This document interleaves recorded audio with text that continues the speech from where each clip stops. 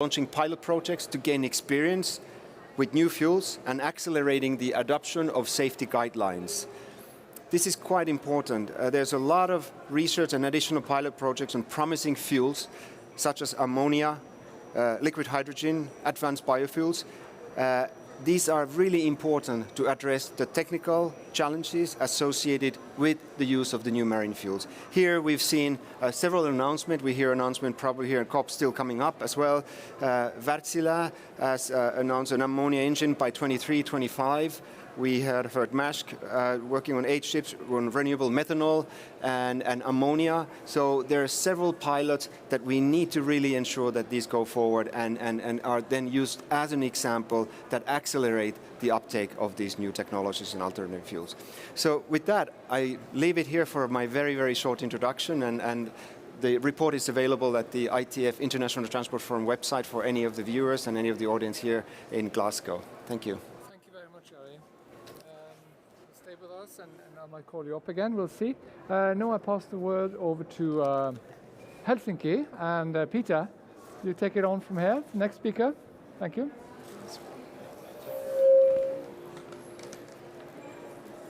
No sound.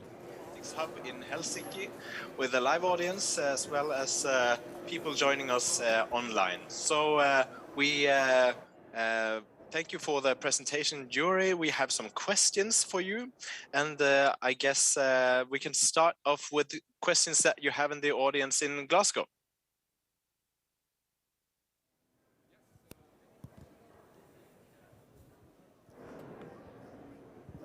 Any questions there, Sven? Yes, please. Yes, good morning. My name is Jan Christoph Nepierski. I'm from the Maersk McKinney Møller Center for Zero Carbon Shipping in Copenhagen. Thank you very much for your presentation and also on your view of the Fit for 55 package. My question is also a little bit on how you view the Fit for 55 in relation to the international work at IMO. Do you see it as an important stepping stone towards international regulation, or what is your perspective on this? And looking at the development at IMO, could you maybe elaborate a little bit on your view of the concrete proposals of the levies where they are? Thank you. Gary, please. I don't know if this microphone is on, if you can hear me. It's okay. This one. Yes. Yep. Thank you very much for the question. Our role at the ITF International Transport Forum is really what we want to do is provide information on effective measures. We want to quantify the measures, we want to take those forward, provide that evidence-based policy making that is important in that international negotiation side. We all acknowledge the challenges of coming together with 190 plus countries and agreeing on principles, on measures, and I think what we need is that evidence. When it comes to the EU proposal, I think it shows the direction for Fit for 55, and I think it shows the direction for the global community of where we want to go, and I do hope that it then is a really major stepping stone towards a global framework for the shipping side as well. So thank you for that, Jori. Any additional questions before we move on to the next? No? In that case, I think, Peter, you are ready to go with the next presentation from... yes, thank you very much, Yuri. I also had a question for you, because we just had a presentation also about the aviation industry, and everyone's asking for measures to increase the production of biofuels, for instance. What are your take on where do we have enough energy to decarbonize all the parts of the transportation sector all at once? How will that turn out, in your opinion? Thank you. That's a tough question. I do think that in terms of the biofuel itself, we do not have enough to go for one solution that fits everything. So we do need to take into account, we need to take all the measures. We need to look at electrification, and I think here, if I look at some of the technology that is closest to deliver reduced emission shipping, I think ship electrification for ferries and short sea shipping actually is quite an attractive option, where the Nordic countries have really been the leaders, and then biofuel plays a role in that whole picture. But obviously we need to see where it makes most sense at the lowest cost and delivering the most effective solutions. Thank you, Jari. Thank you very much. Back to you, Peter. So also joining us here in Helsinki, we have Nina Egli, who is a senior advisor at Nordic Innovation. And one of your key responsibilities is the implementation of programs driving innovation and supporting Nordic businesses. Can you tell us a little bit more about your programs? That I will certainly do, Peter. When we at Nordic Innovation created the Nordic Smart Mobility and Connectivity Program 4 years ago, there was no doubt that the maritime sector would have to be one of the cornerstones of the program. The sea unites our region in so many ways. Also, the maritime industry will have to undergo enormous changes if we are to meet the targets set for cutting emissions. The challenges are massive, but so are also the opportunities. The rationale behind the Nordic Mobility Program is that we can better tackle the challenges facing us by working together in joint innovation projects. We can shorten the way to a decarbonized maritime industry by combining our strengths, by combining our technologies and know-how, by sharing risk and investing together. Nordic companies, innovation ecosystems and other players are joining forces across borders to come up with new business models and concrete solutions to cut emissions and to achieve energy efficiency. We will share with you today a couple of examples from our Nordic Smart Mobility and Connectivity Program, showcasing how different approaches can be used to reach decarbonization. For instance, through targeting fuels, port infrastructure, or the ship itself. The connected ship was selected to be part of the joint Nordic Mobility Program, because it is a brilliant example of how players from different industries and different countries can come together to build entirely new solutions, using the best from all parties involved, and in that way increase the potential for impact and change. And we have over the past couple of years had a Nordic Innovation Seamless Land Mobility mission running on decarbonizing. The new offshore wind ports in the Nordics project was recently selected the winner of this competition. And we will soon hear from both projects. Thank you very much, Nina. And our next contributor is the winner of this competition, and that's Gustavo Fels de Luna.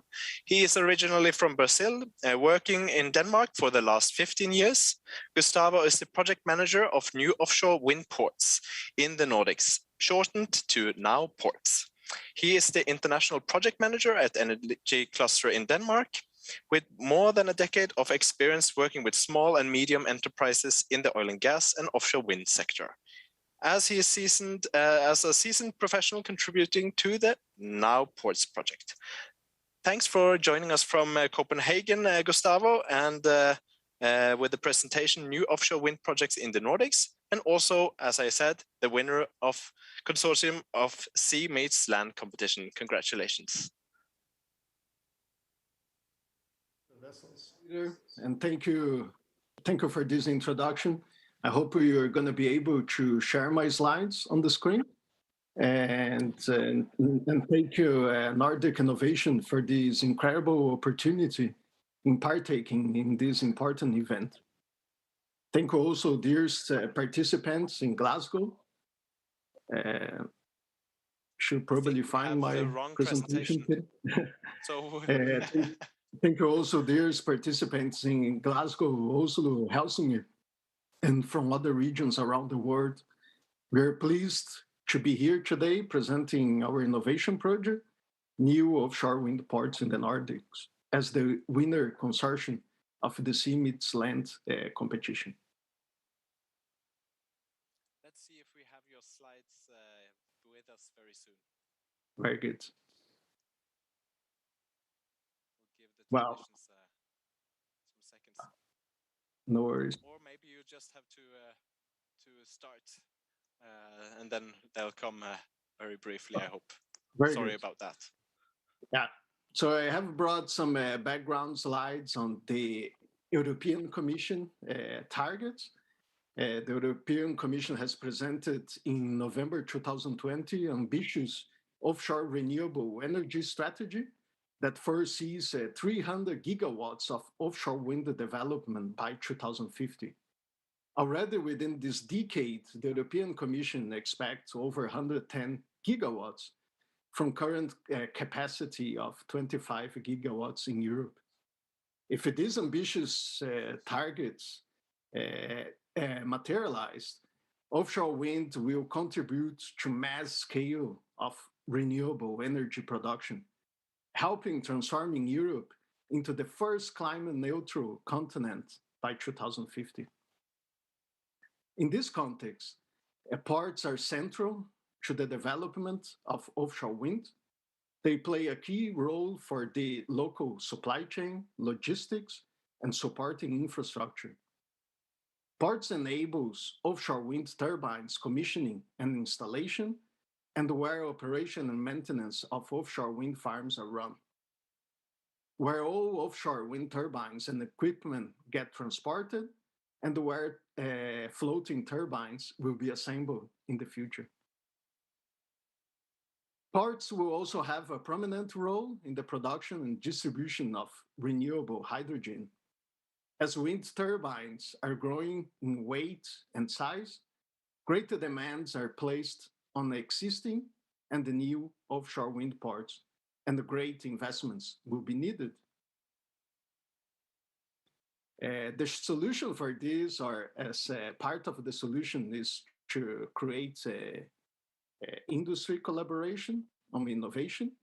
And in order to prepare for this massive growth, we have support to support this development. We have established a large consortium consisting of more than 30 industry participants.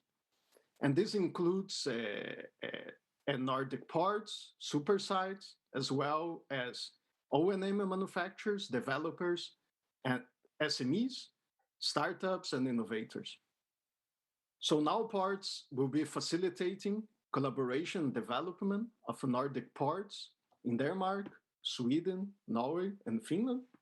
8 ports and super sites will enter innovative collaboration with players in the offshore wind industry, with a view towards upgrading, redesigning, adapting existing facilities, and decarbonizing ports infrastructures.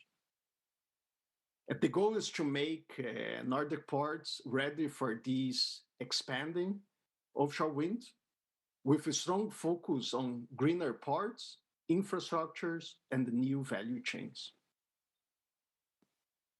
Our innovation project, Now Ports, also hopes to inspire other regions around the world to learn the best practices from leading Nordic offshore ports and their supply chains. All this is expected to be achieved with great support from Nordic Innovation and co-financing provided through the Nordic Smart Mobility and Connectivity Program. Next slide, please.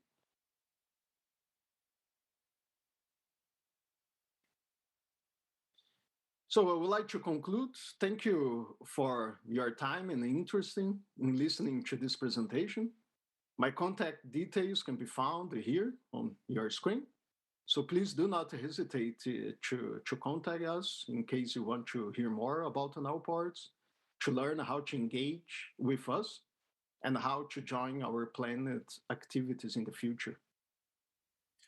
Thank you so much, Gustavo, and sorry about that we didn't have to get to show the very nice cluster of all the contributors that you have, but I know that it's quite an impressive amount of important ports that are in this project. So could you just elaborate a little bit more about the main benefits for the Nordics through these innovation projects? The benefits, specifically if we talk about the ports, are great because it's an emerging industry, it's an emerging market. Investments will be needed, collaboration with industry will be required. So it depends of the ports level of maturity, if they are already an established player in the industry, they can act as a challenge owner of the innovation challenge that we are going to be looking to this project. But if it is a newcomer, a part as a newcomer to the industry that want to enter, to penetrate the industry and create the suitable infrastructure and also green infrastructure for entering this industry, they can learn a lot from other experienced players that are part of this consortium. So which role can these ports play in this innovation project, and what is the benefit on their side? Well, as I mentioned, depending where they are and develop the level of maturity that they have, they can benefit to create suitable and green infrastructure and develop competencies for the future. They're gonna get more ready for this growth, and at the same time, they're gonna develop the correct capabilities, also supply chain capabilities for attaining this market opportunity. Thank you very much, Gustavo. Do you, Sven, do you have any questions from Glasgow?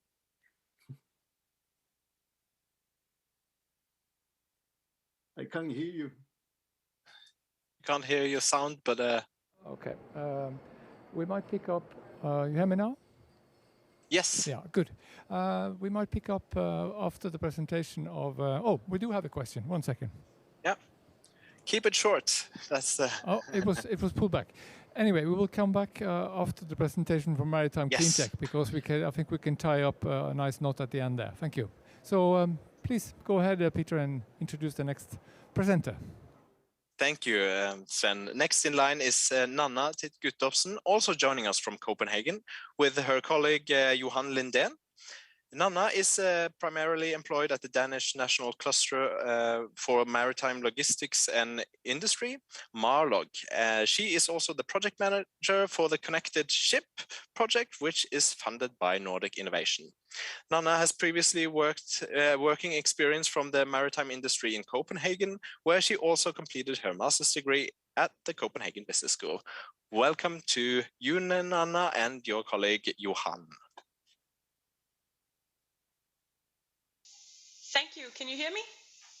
Yes. Okay, sorry, there's been a little technical issues. Thank you for the introduction. I'm here today with Johan Lindén, and thank you for having us. It is such a great opportunity.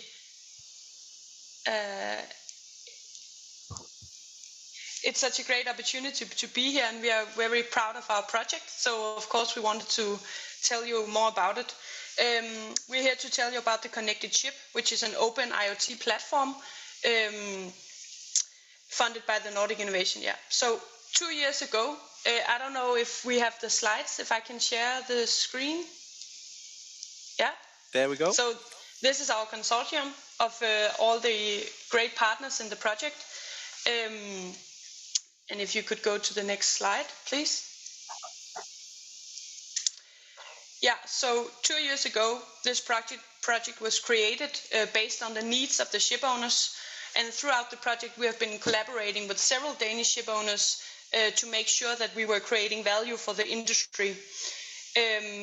As I mentioned, the consortium is created by several clusters here in the Nordic and several tech companies. Some were from within the shipping industry and some from the outside, which made it very interesting and demanding to kind of like gap this knowledge bridge between knowing the industry and not knowing. But basically, the project was founded on the need of the ship owners. They wanted to own their own data and they want to be data driven. And we have created a platform which makes this possible. Throughout all the sensors that collect data, we give an overview, a holistic overview of not only existing systems, but also the data coming in from these sensors. And only by knowing your own data, you can reduce emissions and optimize the vessel performance.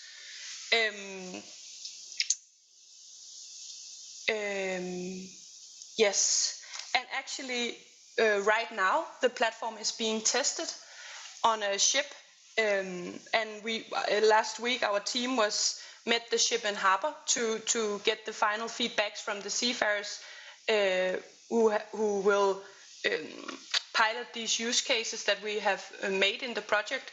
They evolve around predictive maintenance and fuel and vessel optimization, and of course safety. So this is actually a very interesting time for the project because it is happening right now, and Nina, she talked about actually implementing new solution, actually doing something, and I know Johan agrees with me, we are actually pretty proud of where the project is right now. And using digitalization in this green transition is difficult, but it is an option to actually reduce emissions.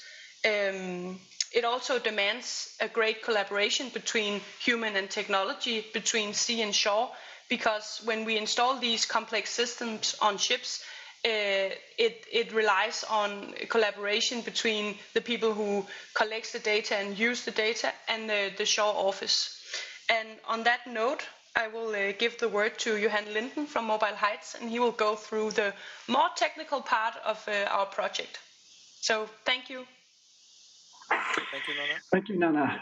I'm glad to be here and talk about this actually a very exciting project, Connected Ship. We have placed, I see that the presentation is not for us, but I will talk anyway. We have placed the sensors all over the ship. We're connected. Let's see, you can take next. Yeah, one more slide. Yeah, this is the picture we are on. But to the left, you can see all the dots, different kind of colors depending on what kind of sensors we have added. For example, you can see to the right of the screen, we have a big engine in the below to the right. And we are connected that through a box 2 from bioelectronics, for example.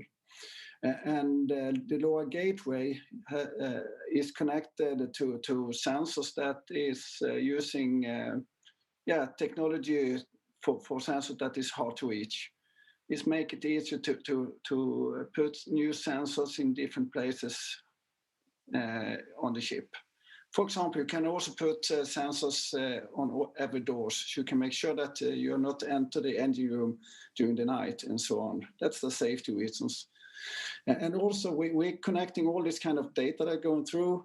It's a data backbone to the IGU. It's a sensitive platform that is actually handle all this sensor data. This sensor data is going to the decarbonising system, which is some kind of visualization, data storage, management of the data. You sync it then to land. When we have the data both on the ship and to land, we can add the third-party applications. This makes that the ship owners, they own the data. And also what can be done, they hire a company, a third-party company, to apply a service for fuel consumption improvement. You have logistic sync to enter the harbor in right time and so on. We also, to make sure to do all this kind of stuff, we are connecting to the navigation today and collect the data from the navigation. So we have the GPS data and so on, where the ship is located in time. Next slide. I will explain a little bit of the visualization. What can be done is that we have a map of each sensor. You can put different layers of the ship and find where the sensors are. You can search for it, and you can do a lot of things with this kind of management.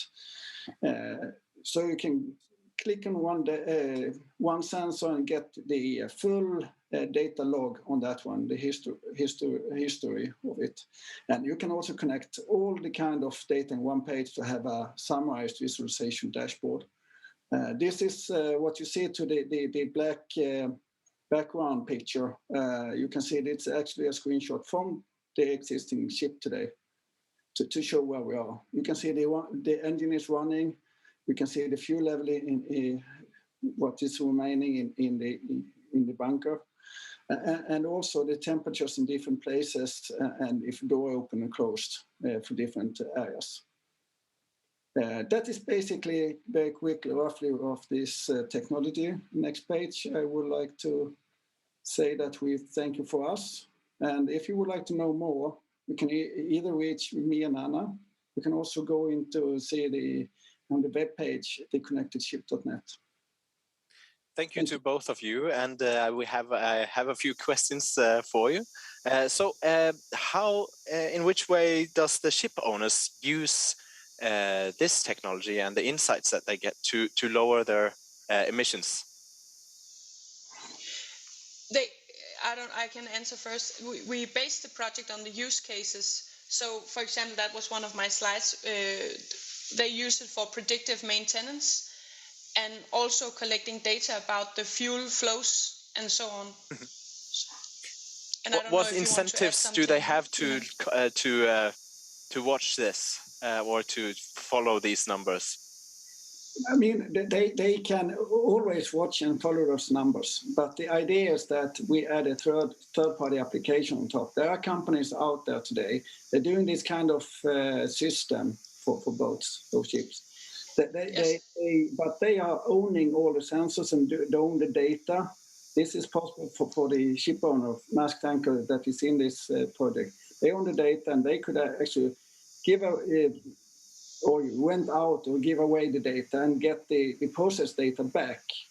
Then they own the full data chain, and they can add all this kind of technology on top of this. This is a utilization for a new system that we improve and lower the emissions. Looks like there's a lot of applications for this technology. And what makes the Nordics like a good place to test this kind of technology? I think we have shown in this project that Nordic collaboration is very valuable. In Denmark, we have several shipping companies that we have collaborated with broadly, and they are open and they are sharing data and they are trusting each other, collaborating to battle these obstacles in the green transition. And it has been the same way with the tech companies and the clusters. We are collaborating and trusting each other, and I think that has been very valuable. Yeah, and I can also say that we are mixing. In Sweden, we come quite far when it comes to smart city, and this is the technology we are bringing into the shipping industry. And we are collaborating with, for example, Vasek, that's also in this in Finland. So Finland has this, they are huge player on the market, and together we can do the shift of this technology. Thank you, both of you. And please stay put if there's some questions for Glasgow, in the end, we'll sum that up. But now for the next presentation, Håvard Tvete at the NCE Maritime Cleantech, joining us from Stord at the west coast of Norway. Håvard is the head of communication and public affairs at NCE Maritime Cleantech, a world-class Norwegian maritime cluster. They focus on channeling maritime expertise into the development of new energy-efficient and environmentally friendly technologies. Håvard has previously worked as a senior advisor for the Norwegian Parliament for several years, as well as a guest lecturer at the EU-EEA matters at the University College of Oslo and Akershus. So, Håvard, the floor is yours. Thank you, Peter, and good morning to everyone. I think the slides should have arrived. Yes, there it is. Yeah. Okay, so I'm talking to you from the west coast of Norway, and it's been very interesting to hear from the speakers so far. Decarbonizing shipping is a challenging global task where the Nordics are playing vital roles in finding the solutions. And as also earlier said here, a key word is then collaboration.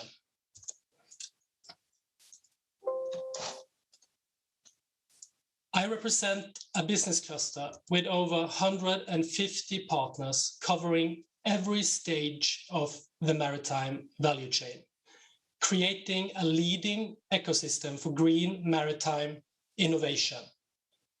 We establish joint industry projects for demonstrating new energy systems on board ships.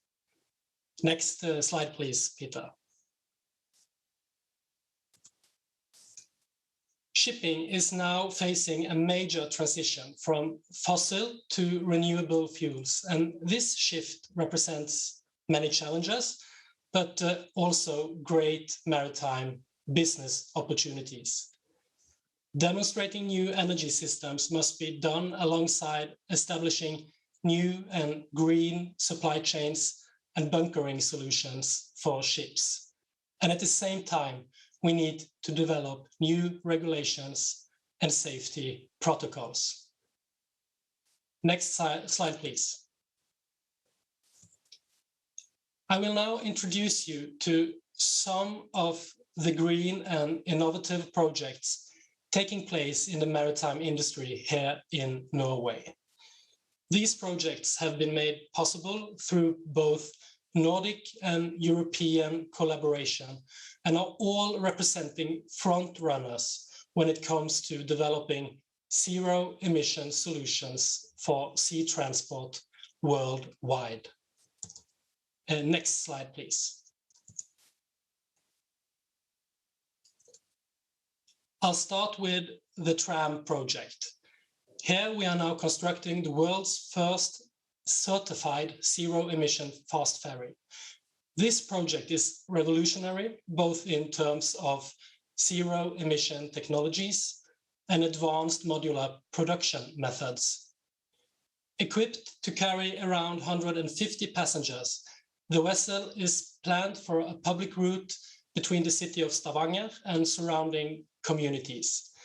And this is a great example of how public buyers can use their purchasing power, both to reduce emissions from public transport and to accelerate the technology development needed in the industry. The next project I want to highlight is the Ship FC project, where we are developing and demonstrating a full-scale zero-emission energy system running on ammonia. Here we'll see an offshore vessel have a large ammonia fuel cell retrofitted, allowing the vessel to sail on clean fuel for up to 3,000 hours annually. The project will demonstrate that long-range zero-emission voyages with high power on larger ships are possible. And before returning to you in Helsinki, Peter, I also want to mention the two hydrogen projects on this slide. The Flagships project, where the partners are demonstrating 2 hydrogen fuel cell vessels, including the world's first commercial cargo transport vessel operating on hydrogen. And finally, the HyShip project, aiming to design and construct a coastal cargo demonstration vessel running on liquid green hydrogen, in addition to establishing a hydrogen supply chain and bunkering platform. The future fuel for shipping is not yet decided, and there will probably not be one fuel that fits all kinds of ships and all kinds of maritime operations. We need to continue developing, demonstrating a wide range of energy carriers in a wide range of energy systems on board a wide range of vessels. And to support this green transition, we need public-private collaboration like the Nordic and European funding schemes to reduce risks. Thank you for your attention. Thank you, Håvard, and some questions from my side. I'm just curious, very many interesting projects, but you mentioned this tram project, setting an example of how future public transportation could look like with zero emissions. is the market interest in such vessels there? Thank you, Peter. A highly relevant question. What our industry partners are reporting is that the market and the world is ready to take on this technology as soon as it is available and proven in the market. Cities around the world have an ever increasing demand for more sustainable solutions for passenger transport. And many of them are close to sea and waterways. So making zero emission passenger vessels the future norm. And you touched ammonia and hydrogen. Are you expecting this? These are expected to play a major role in the decarbonization of shipping, but are still immature and not proven concepts. What do the industry frontrunners need for taking investment decisions on such technologies? Thank you again, Peter. This is essential to scale up and commercialize our pilot projects and new technologies. The cost gap between conventional and green technologies must be reduced. It's important to compensate for higher operating costs for the front runners in the creation of these new markets. Contracts of difference might be a relevant incentive to speed up this implementation of green technologies in shipping. And then again, we need and welcome a close European collaboration on this. Thank you very much. So, Sven, any hands in the audience? I think we have a very attentive audience, but unfortunately we are almost running out of time. Yes. I would just like to come up with one final question, and that is basically, these all projects all look very promising and nice, but does this have global scale in terms of financing? I mean, you and the Nordic countries are rich countries with lots of resources for R&D. Do you see this play out globally? Great question. Deep sea shipping is international. Following the development of the regulations in the EU are now pushing the IMO regulations. That is important for making a global market for the zero emission technologies.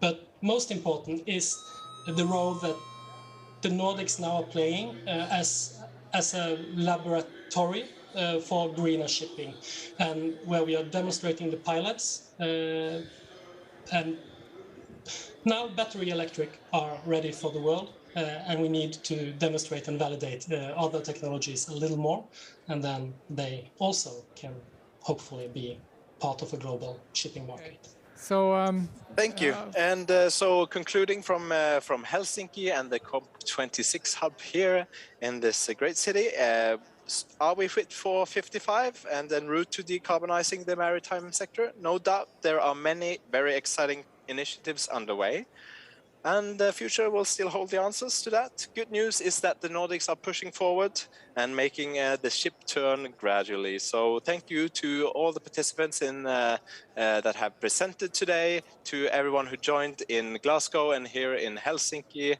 and over to you, Sven, and out from Helsinki. Thank you. Thank you very much. It's heating up here in Glasgow now, and we had a very good and attentive audience. So for now, I think we close down and it's ready for the next side event in the Nordic Pavilion. Thank you very much for your cooperation and good work, Peter. Thank you.